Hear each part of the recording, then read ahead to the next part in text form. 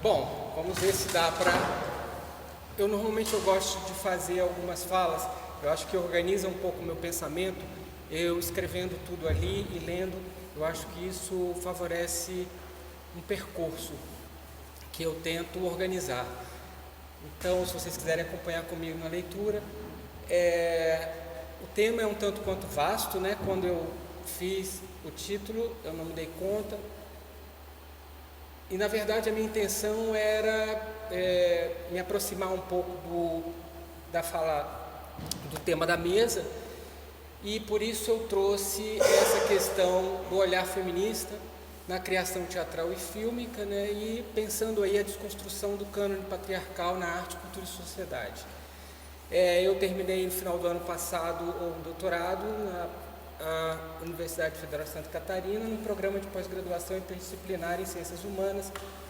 em particular na linha Estudos de Gênero, uma linha que trabalha eminentemente com teorias feministas, epistemologias feministas e com estudos de gênero e sexualidades. Então, o meu tema foi o cinema LGBT e eu encontrei nas teorias feministas um aporte muito significativo, muito importante para poder analisar o cinema LGBT e, de alguma forma, eu me afino, me aproximei mais do próprio movimento feminista e me sinto em algum lugar também feminista, mas em algum lugar simpático a ele, enfim, transitando por esses lugares, tá? Principalmente como homem gay. Então, é por aí que eu transito. Bom, Marisa de Souza Naspolini e Lúcia Regina Vieira Romana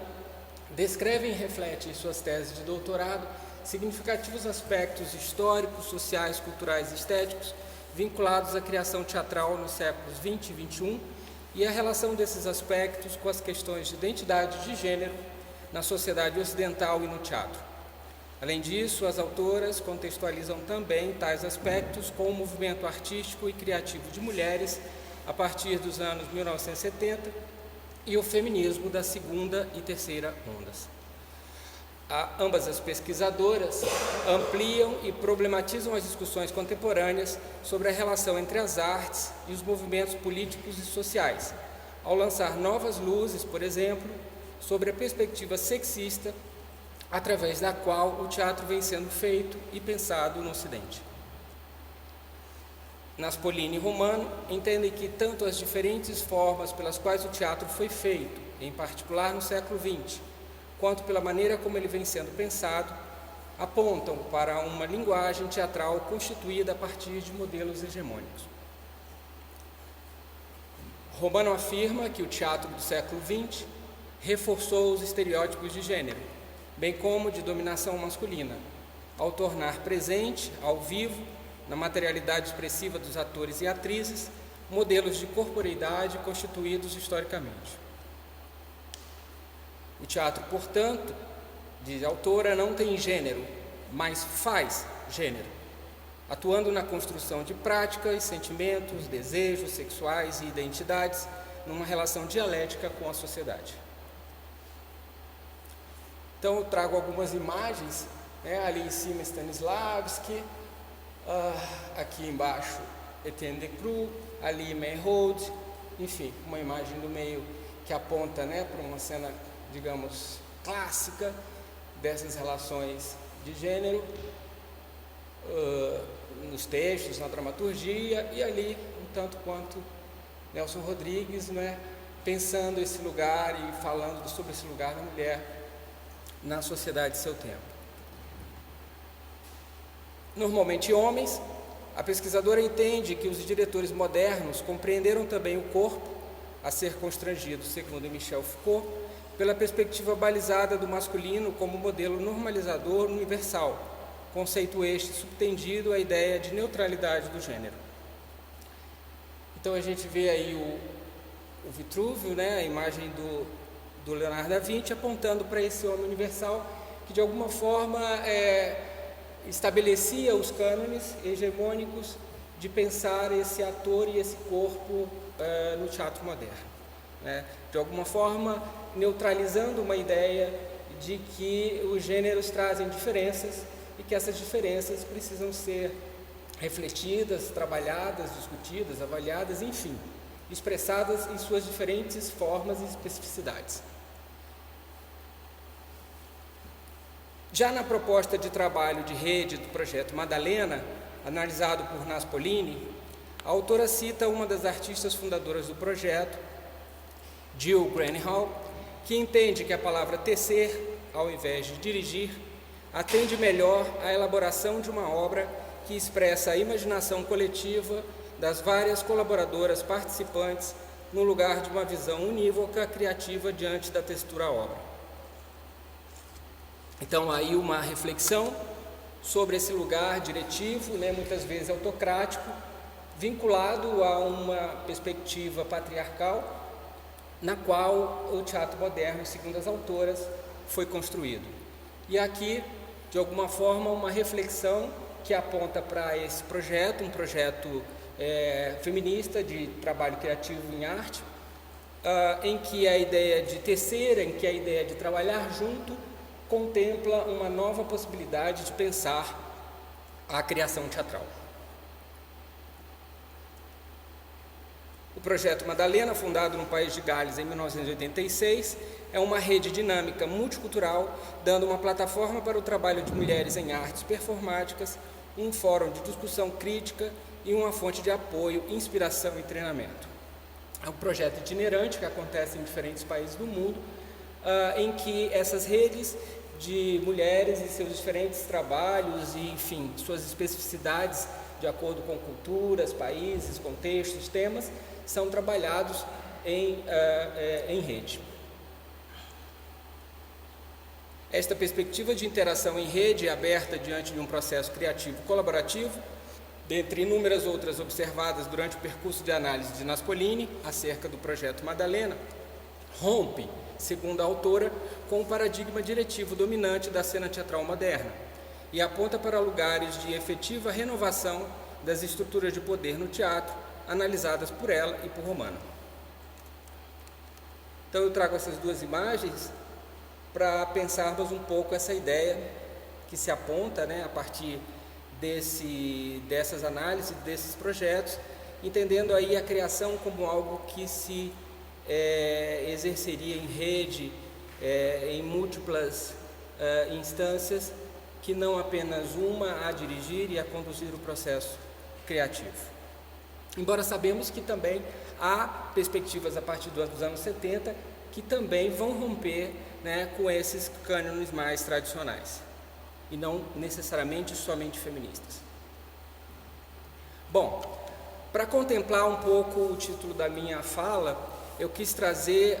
uma reflexão aqui a partir de um filme que eu analisei e pensar um pouco a ideia da teoria do aparelho cinematográfico de uma outra pensadora feminista, Teresa de Lauretis, que analisa o cinema, bem como a teoria feminista da representação de Laura Mulvey. Essas duas autoras, elas de alguma forma trabalham numa perspectiva de pensar o olhar da construção do cinema à luz das teorias feministas. Eu então, a partir desses enfoques, analisei diversos filmes LGBTs, tentando de alguma maneira compreender de que forma esses filmes contribuem, né, favorável ou negativamente para os processos de discriminação, enfim, de construção de uma identidade LGBT negativa e ou positiva. Só voltando um pouquinho, nessa imagem, nessas duas imagens que eu trouxe aí, é de um filme Parceiros da Noite, de 1980, que há um policial, tá, o Al Pacino aí, do lado esquerdo, que se infiltra no âmbito das vivências gays sadomasoquistas de Nova York e vai buscar um psicopata vai tentar descobrir um psicopata que está matando homossexuais. Então, é um policial heterossexual, né, que se disfarça, digamos assim, de homossexual para, nos próprios bares efetivamente reais que existiam lá, o filme foi filmado nesses lugares, ele pudesse aí encontrar o psicopata também homossexual. Laura Mulvey, ao analisar a especificidade da construção do olhar do espectador no cinema dominante, narrativo e ilusionista, e a relação deste olhar com a ideologia patriarcal, o desejo masculino e a objetificação da mulher, diz que o que define o cinema é justamente a sua capacidade de construir um olhar. A crítica feminista da representação vem demonstrando que qualquer imagem da nossa cultura está situada dentro e, por sua vez, é interpretada a partir de contextos amplos e relacionados às ideologias patriarcais. Nestas, os valores e efeitos são sociais e subjetivos, estéticos e afetivos. E, obviamente, permeiam toda a estrutura social e, portanto, todos os sujeitos sociais, tanto mulheres quanto homens. No filme de Friedkin, analisado por mim, não é o olhar de desejo do homem pela mulher, objetificando-a, que se percebe construído pela direção na relação que se estabelece entre o que o policial vê nos bares de sexo gay e o que, através desse olhar, é mostrado ao público. Mas, ao contrário, é o olhar de repulsa e homofobia disfarçado do homem hétero, protagonista, diretor e espectador, frente ao homem gay. A partir da análise de Parceiros da Noite, compreendi que, através da forma de abordagem realizada pela direção, e que vincula violência, psicopatia, desejo sexual, fantasia e prazer eróticos ao contexto das experiências homossexuais, tal forma constrói e reproduz um discurso de exclusão e de reiteração da anormalidade das sexualidades dissidentes,